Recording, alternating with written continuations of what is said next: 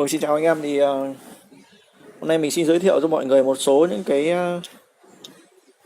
rắc lối, hai bên mình gọi là cốt ấy, để nối giữa tay hàn cắm mát với máy hàn. Trên tay mình đây là một cái rắc đực, loại này là loại 1025, 1025. Đấy, để dùng cho những cái dòng máy loại nhỏ.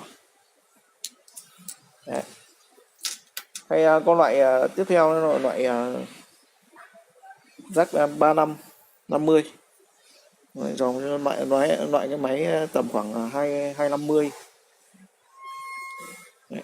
Loại này loại nhỡ. Còn những cái máy lớn thì có thể dùng những cái dòng như là 50 70 như này. Đấy, loại lớn. Thì cái dòng 16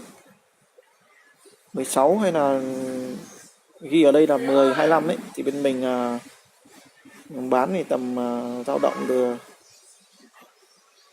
6 đến 7 nghìn, 6 đến 7 nghìn một cái này, tùy số lượng. Đấy, còn cái dòng này là 35 50 là 18 nghìn một cái. Rắc đực rắc cái đều như nhau hết. Đấy, rắc đực rắc cái như nhau. Với ở đây có một cái rắc nối rất là hay này.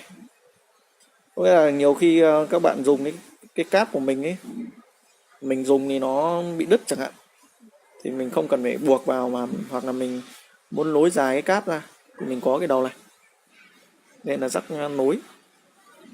Đấy, thì mình nối vào như này. Đấy, thì mình nối thêm dây cho nó dài ra. Đấy, chẳng hạn dây mình đang có 4 mét mà mình muốn cho nó dài lên tầm khoảng 10 mét chẳng hạn, thì mình có cái đầu nối này, mình nối vào. Đấy. Hay là cái đầu như này, đầu này là rắc cái, nhưng mà rắc cái cải tiến. Thì đầu này nó nắp ở máy hàn này, và cái đầu này mình có thể mình bắt cái bu lông ốc vít vào cho nó chắc. Vì trong nhiều cái trường hợp là trong quá trình dùng ý, thì mình nắp như này vào thì nó, khi mà cái người dùng người ta nắp bị kiểu như là người ta nắp nó không được vào hết lấc này, thì sẽ xảy ra hiện tượng mô ve và nó hỏng, nó ăn mòn cái đầu này. Đấy. Nên là anh em dùng thì nên nhớ là mình vặn thì mình vặn đến cái mức. Đấy, hết cái mức của nó cho nó chắc, thì nó sẽ không bị mô ve nữa. Còn anh em nào mà cần mua sản phẩm bên mình thì có thể liên hệ trực tiếp, bên mình sẽ gửi số điện thoại và đường link mua hàng. Đấy, đường link mua hàng. Đấy. Nên là anh em mua cái yên tâm trong quá trình dùng.